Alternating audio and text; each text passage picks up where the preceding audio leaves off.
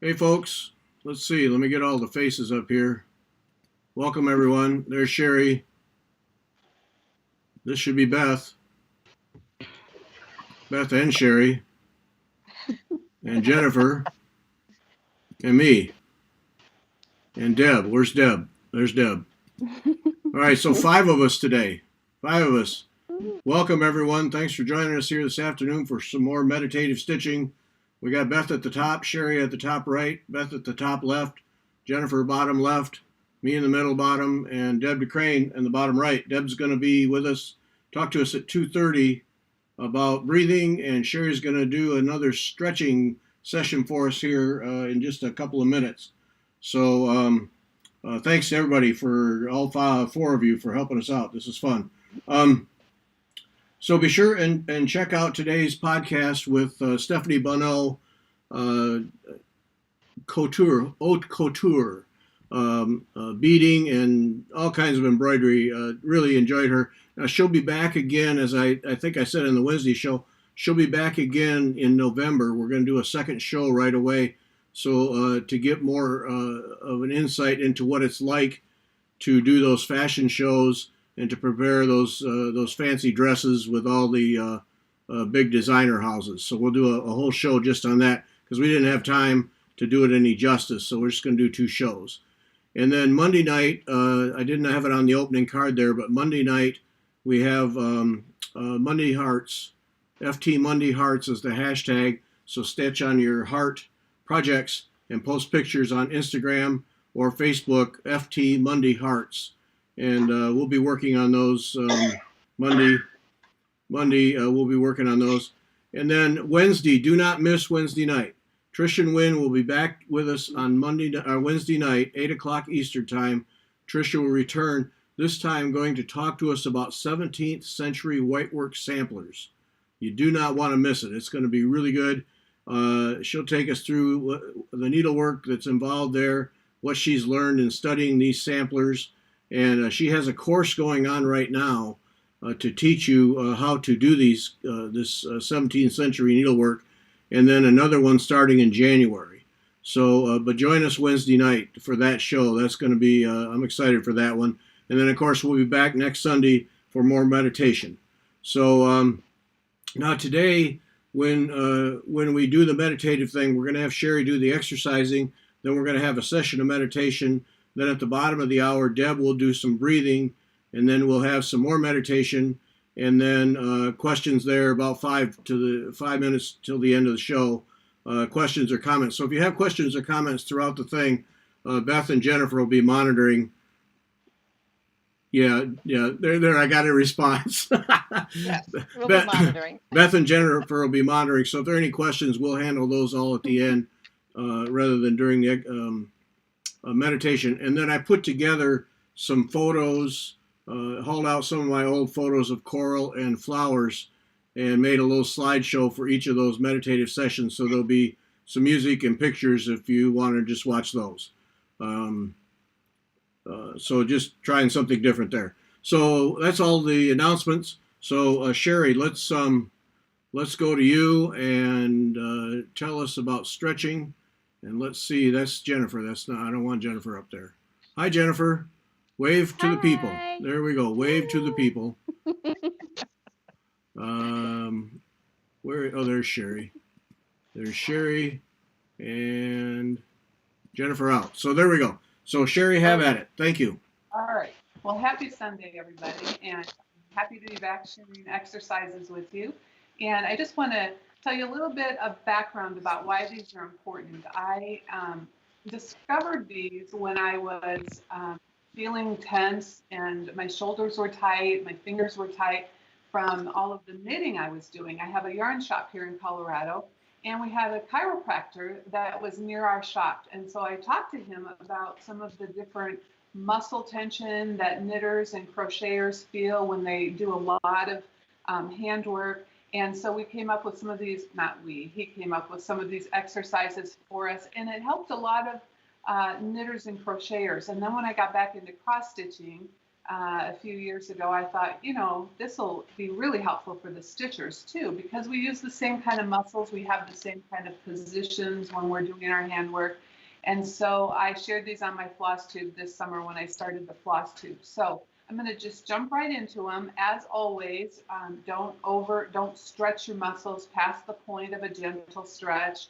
And if you have any severe pains or consistent pains, you might want to talk to your doctor about that so that they can approve the muscle stretches that you do or what have you. So let's just jump right into it. And if you want to do them along with me, I'll kind of explain to you where you should be feeling this and what it's kind of doing for you as you stretch along. Now you can do these before you sit down to do your stitching, or you can do them after, or you can do them both. It's kind of like when runners want to get warmed up and they want to get their muscles warmed up.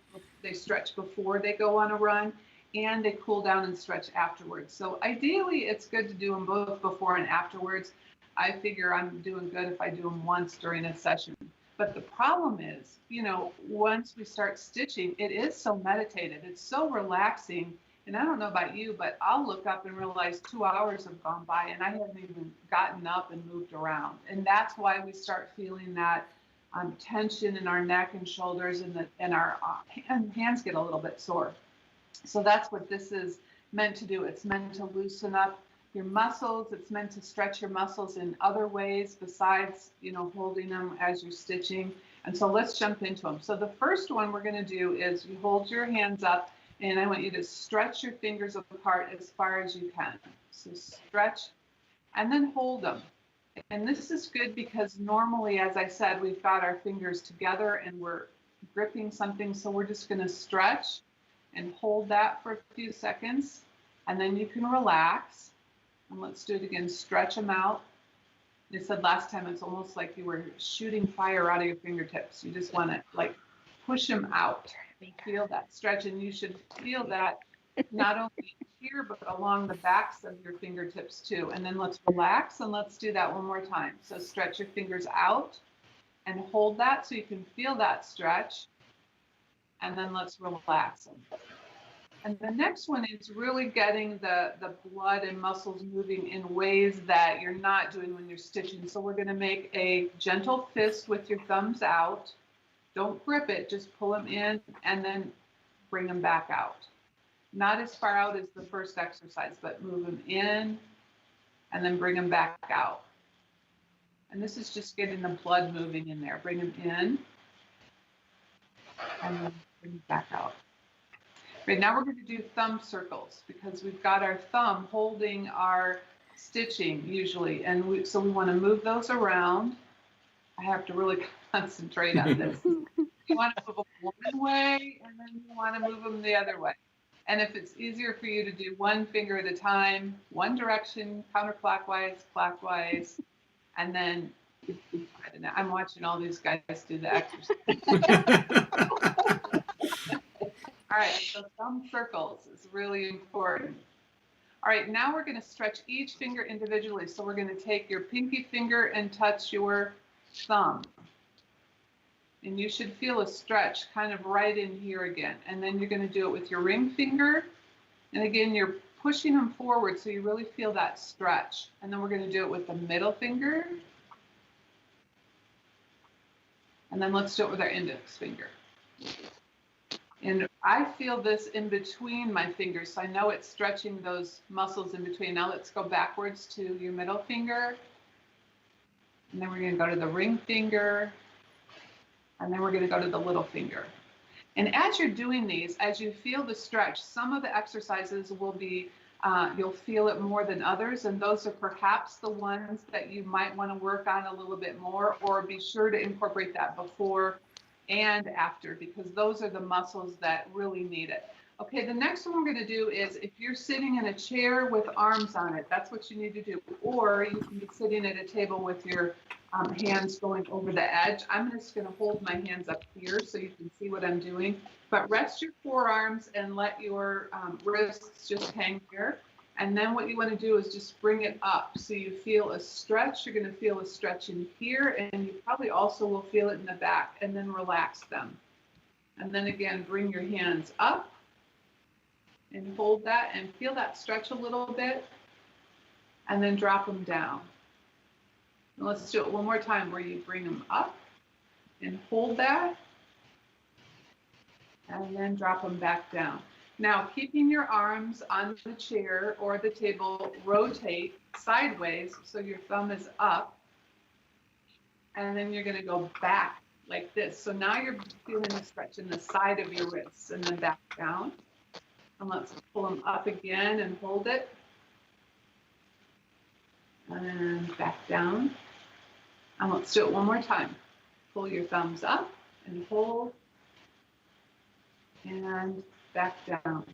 Now, another thing that the chiropractor was talking to me about is how at night, a lot of times our hands are like this when we're sleeping, especially if you sleep on your side. You maybe tuck your hands under your head like this or on top of your pillow. So if you can remember to open up your hands at night, so maybe slide your hand under your pillow with your fingers open, or appear on your shoulder instead of curled. That's a lot better for your hands during the night to spend time open rather than closed like they've been doing all evening as you've been stitching. So that's another tip, is remember to keep your hands open when you're sleeping. All right, now we're going to move into the neck and shoulder area and some of those stretches. So the first one I want you to do is just drop your head forward and let it hold there. And you're going to feel that stretch in the back of your neck. And let's just let it hold there, and then look up again. And now you're slowly going to go down again. And remember, you're not doing stretches that are going to overstress your muscles. This is to help your muscles relax. And let's look up. And let's do it one more time where we just let our head go forward and then back. Now let's just look up to the ceiling and stretch the other way, where you're almost like you're pointing your chin up there, which obviously you're not going to do, but concentrate on getting that up. And then let's go back down, and then let's go backwards again where we're tipping our head back, concentrating on pointing up to the ceiling, and then down. And let's do it one more time where we're going to look up, feel a little stretch. You're going to feel that in the front of your neck and the sides of your neck, and then come back down. All right, now we're going to go sideways. So we're going to look one direction to the side. And you will feel this in the opposite side of your neck and in your back, the back of your shoulder, and then back to the front. Let's look over to the other side. I don't know if you're like me, one side feels more sore than the other. I think it's how I hold my head. And then back to the middle, and let's go to the opposite side again.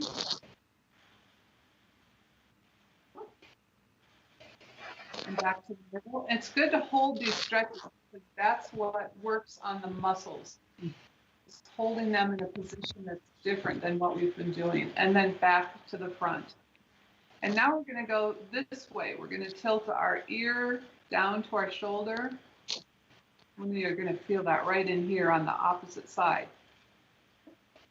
Does anybody feel that? Mm-hmm.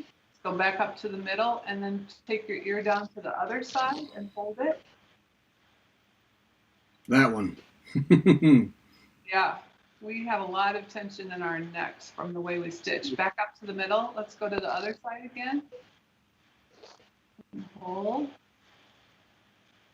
I keep thinking I'm going to get my ear closer and closer to my shoulder the more I limber up, but it's not happening. Let's go back up to the top, and let's go to the other side. And back up to the top.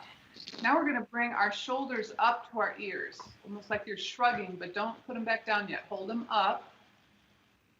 And then as you bring them down, concentrate on pushing your shoulders down to the floor. So you're going to feel that open up this area right here, and then bring them up to your ears. And then again, feel like you're pushing your shoulders down so that you feel that stretch in here. Let's do it one more time where you go up to your ears and then push your shoulders down to the floor. All right, now we're going to interlace our hands, fingers, and then we're going to turn them out and push forward. That you should feel across your back.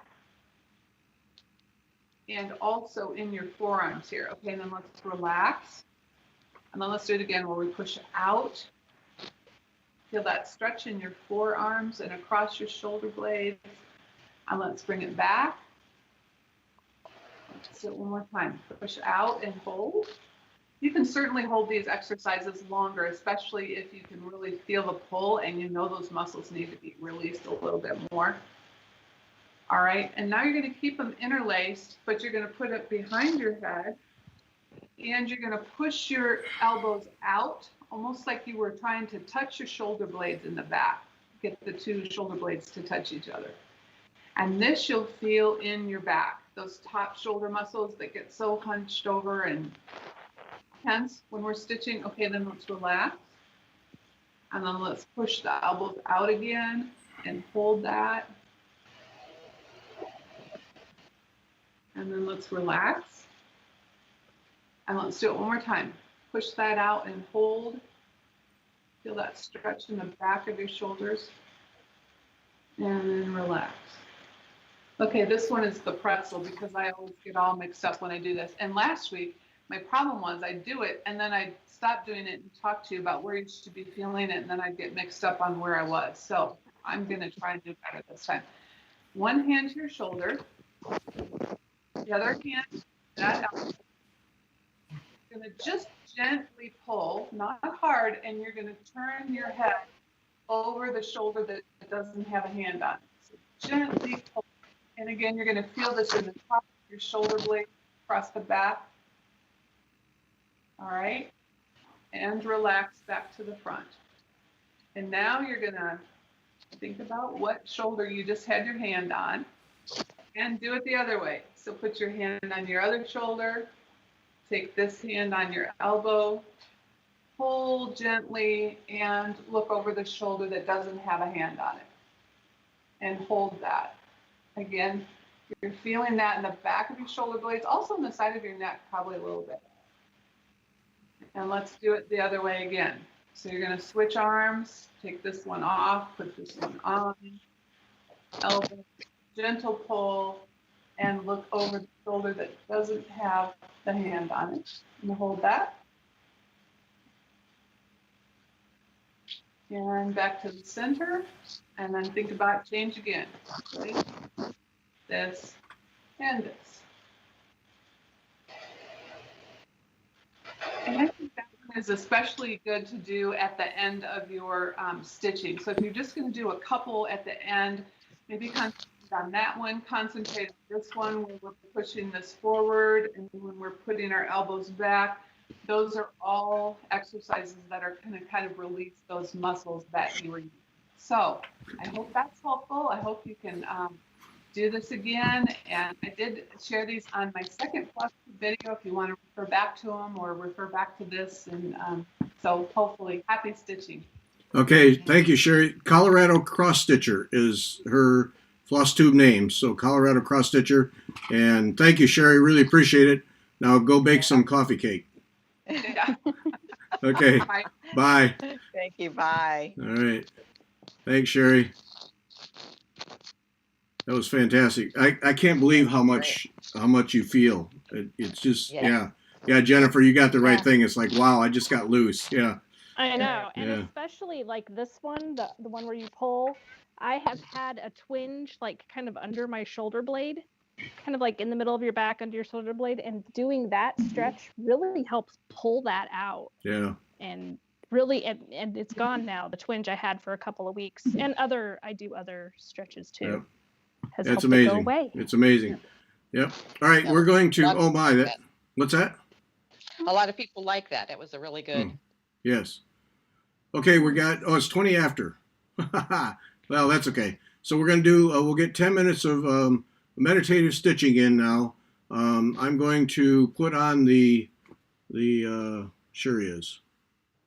I sure hope I have this right. I tried hard. I tested. Oh, and thanks to all the people a little while ago who helped me do the testing. I appreciate it. That was very helpful. All right, so we're going to put some music and flower pictures on and silence everything and do some meditative stitching. And then at the bottom of the hour, then Deb will help us with some breathing exercises. So. Yep.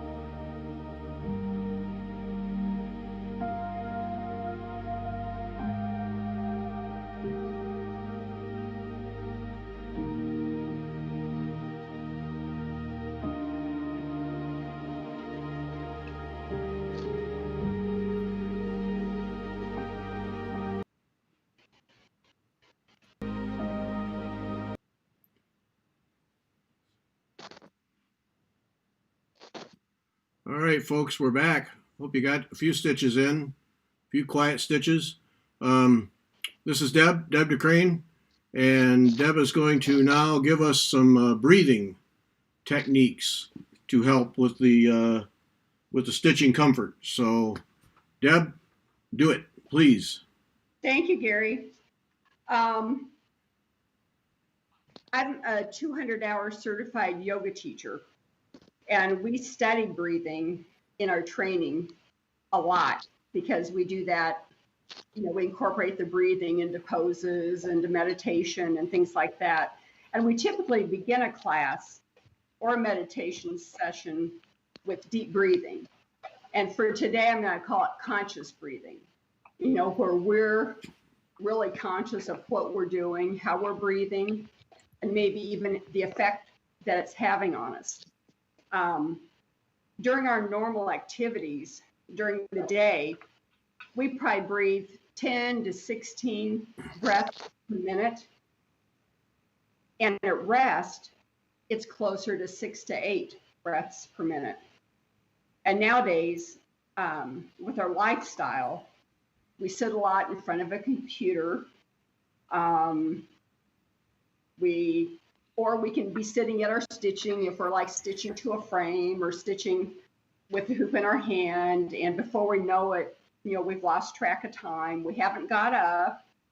Maybe we haven't taken a drink, hydrated, things like that. And we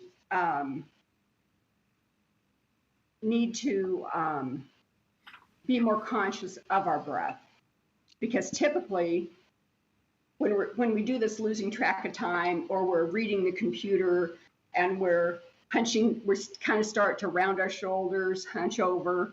When you do that rounding, you're actually shortening your body on the front side, which in turn makes it harder to breathe, harder to get a good, deep, full breath. So typically we'll use maybe the upper third of our lung, and we really need to be using our entire lung because we have so many more blood vessels in those lower lobes in our lungs. So we need to be conscious about that. Even if we get all hunched over and stuff, okay, we need to take a deep breath, sit up straight, take some breathing, think things through, maybe get a drink of water, do those kinds of things, maybe even get up and move around. But we do need to be more conscious of how we're breathing and how we're using our lungs. I work in front of a computer 8 hours a day, and I have now for 40 years. And now I'm working remotely because of COVID, and I have the benefit, I've got Blossom at home. She's our golden retriever, and she wants in and out and barks at stuff. And so she gets me up and out of my chair when I've been sitting too long. So that's, been a great benefit, because she'll sit there and just look at me or put her chin on my knee and say, okay, what about me, kind of a thing. And in turn, it does benefit me. So, we've got things like that in our lives too, our kids, grandkids, whatever, but we take all that in stride. But I do know that I tend to hold stress in my shoulders and my jaw. And I can tell, especially in my jaw, when the tension is getting to me. And so we need to get, let's see, I lost my place. So, and the jaw isn't just at the computer. That can be, I'm knitting or I'm stitching, you concentrate, and people clench their teeth or like I say, round the shoulders, that type of thing. So we,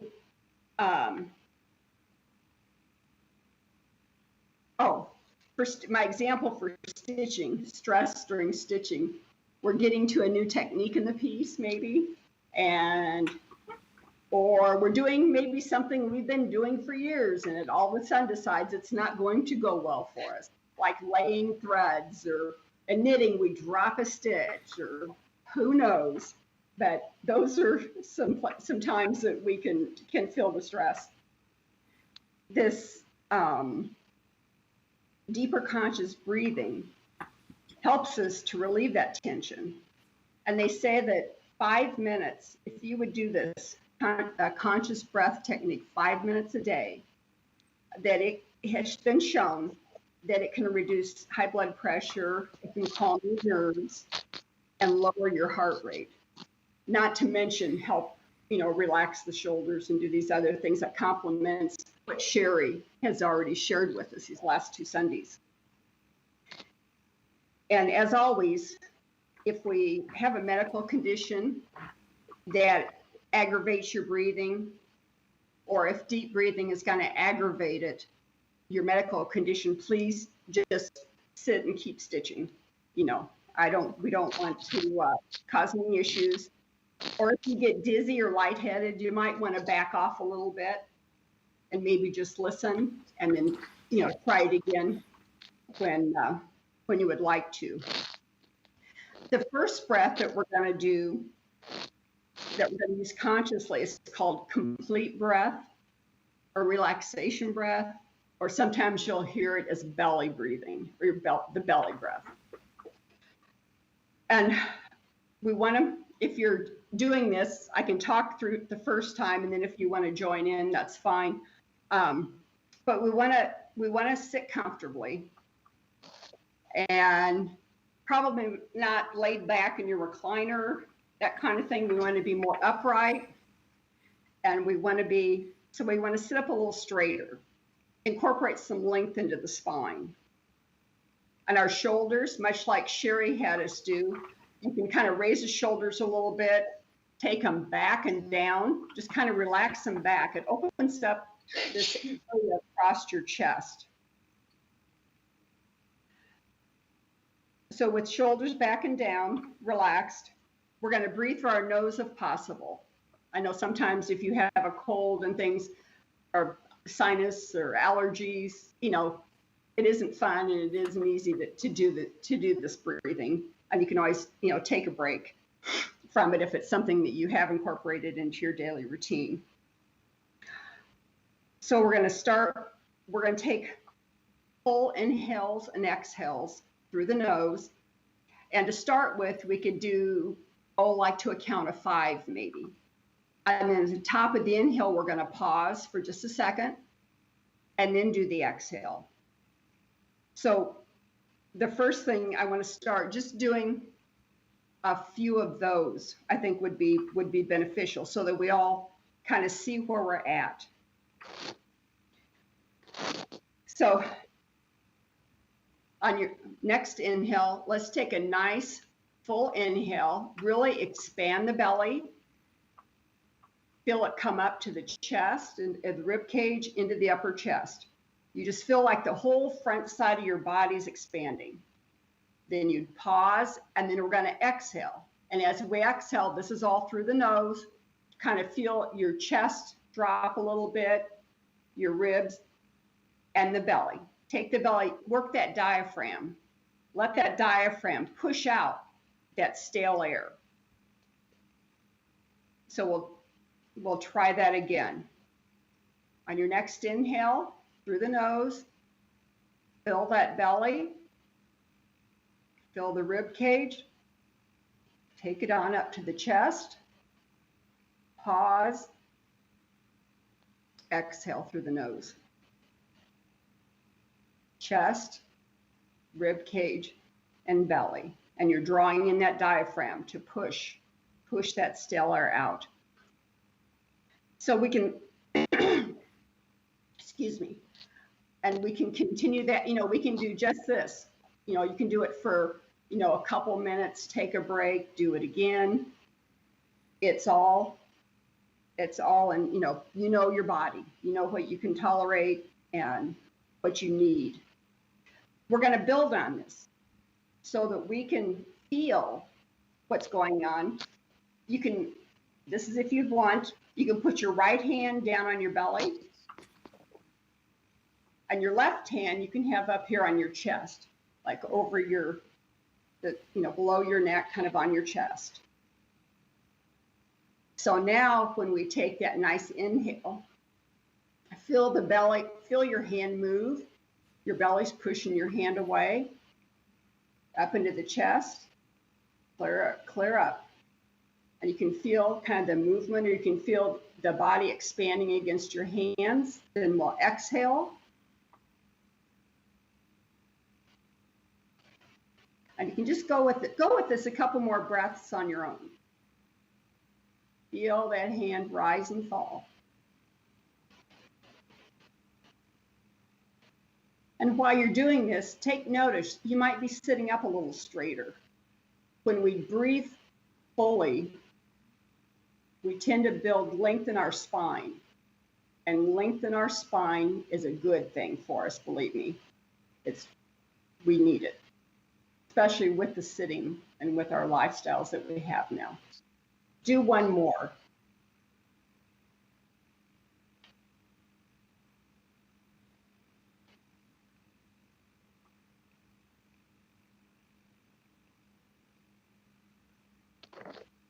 Okay, so that's the belly breath. And that one, like when you watch babies sleep, that's what babies use. The babies, you watch their little bellies, right? Whether they're on their, side or tummy or back, you see that belly expand. It's relaxing just to watch the babies too, to watch the babies sleep. But that they're doing it right. The babies know what's good for you. Then there's one more technique that we can do that is a little more,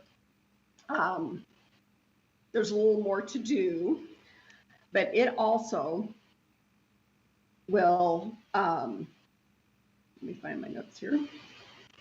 It can calm our mind, and it can prepare us for our stitching. And either technique, we can really, if we want to do it before we start stitching, we can. You can, pause in the middle. Maybe you're at a difficult point or something, or you need to, rethread or your needle or something. You can, go into this and just do a few rounds of it. That's all it takes. Now, the second breathing technique that I'm going to share has many of the same benefits, but it also helps concentrate and calm your mind. It's called alternate nostril breath. And we use the same conscious breath that we did in the first one, and we'll use one hand at our face. So if you're uncomfortable with that, that's fine. You can do what you're comfortable with. So I'll demonstrate this first time. So we take our right hand, I typically use my right hand. You take your right hand to your face, and you'll have your thumb, I'm going to try and sit so you can see me. The thumb will be on the right side of your nose so that we can put a little pressure on that right nostril. And then at the same time, your pinky finger and ring finger are going to be right there to the left side of your nose to put a little pressure on that when you need it. So this is why I say if some people are uncomfortable with this, don't worry about it. It's just another tool that we have in our toolbox. So what we're going to do, and this will take practice, it takes some practice. So we're going to take a nice inhale, and we're going to take a nice exhale through the nose. And on the next inhale, we're going to put a little pressure, take that thumb to the right nostril, press it closed, and just inhale on that left side. And then we're going to exhale just on the left side. And this is just the first round, so we're going to inhale again to the left side. Now we're going to release the right side and put your fingers on the left side and exhale out the right. Now we're going to inhale through the right, pause, move your fingers, close off the right, open the left, and exhale out the left. Inhale the left. Move the fingers. Exhale out the right. Inhale the right. Pause. Move your fingers. Exhale the left. Inhale. Move your fingers. Exhale the opposite side. So you're inhaling on that same side. Move the fingers. Exhale. I think we're on the left side. Now you can remove your hand. Take a couple of nice deep breaths.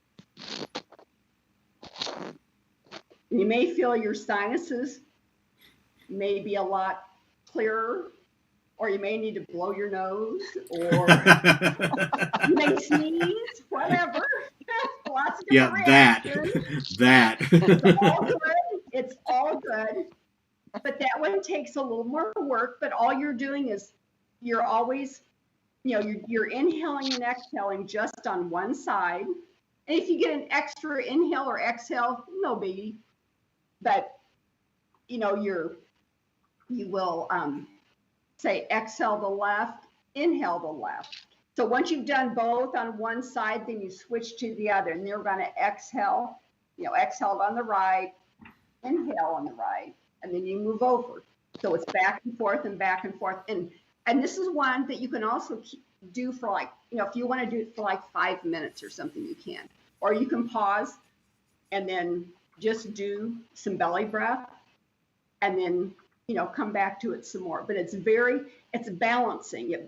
This one, it balances your brain and your nervous system. That's what's so cool about it.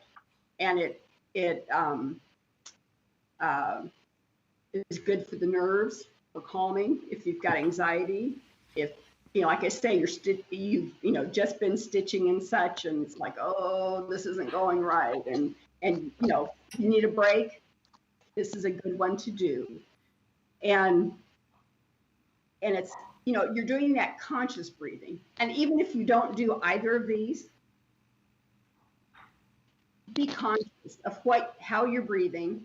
Are you feeling that chest? Are you feeling that belly? Are you fully exhaling? Or are you, inhaling and then you're kind of very shallow breathing?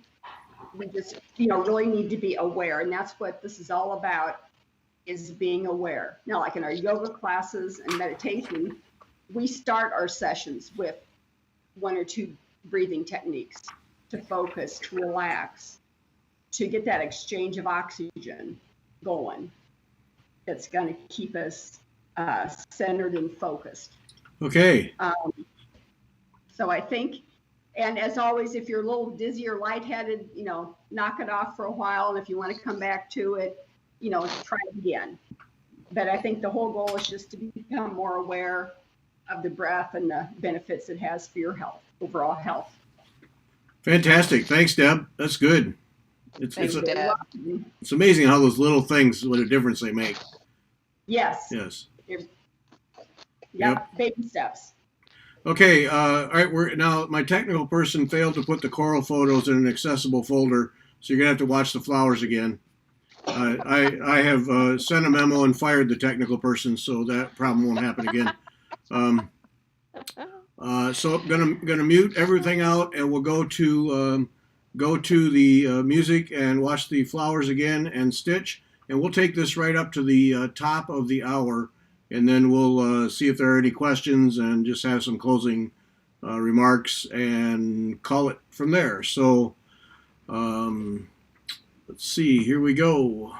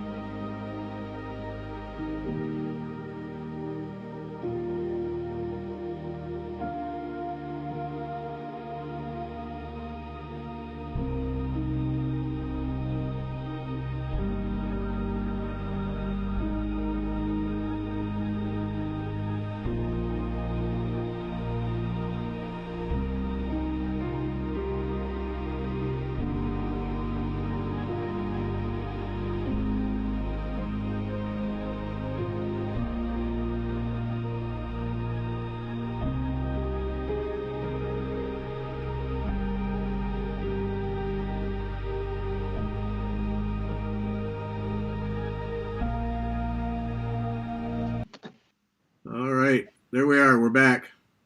Okay, folks, thanks. We didn't have any questions. Sharon, no, it wasn't Marga who got fired. She's not my technical person.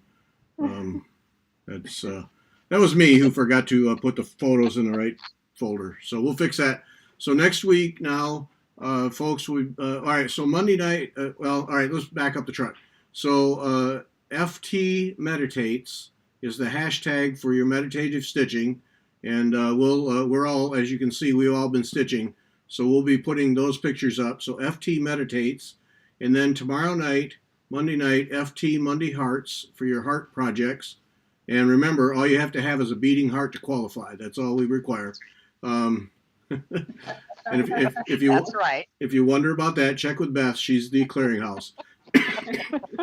And then Wednesday night now, Trisha Wynn will be back. 17th century whitework samplers. Do make a note. You do not want to miss that. It's going to be it'll be good. It'll be really good. Sorry. So we'll have that, and then we'll be back again next Sunday. Now next Sunday, Deb is going to do the exercises and the meditation, but there won't be any explanation. So we'll confine to just a few minutes, and then we'll get more meditative stitching in.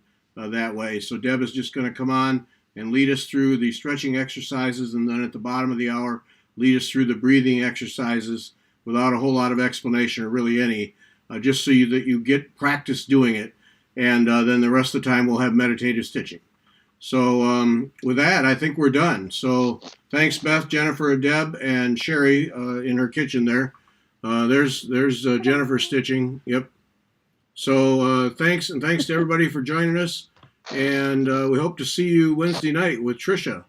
So that'll be it. Bye. Thanks. Bye. Bye.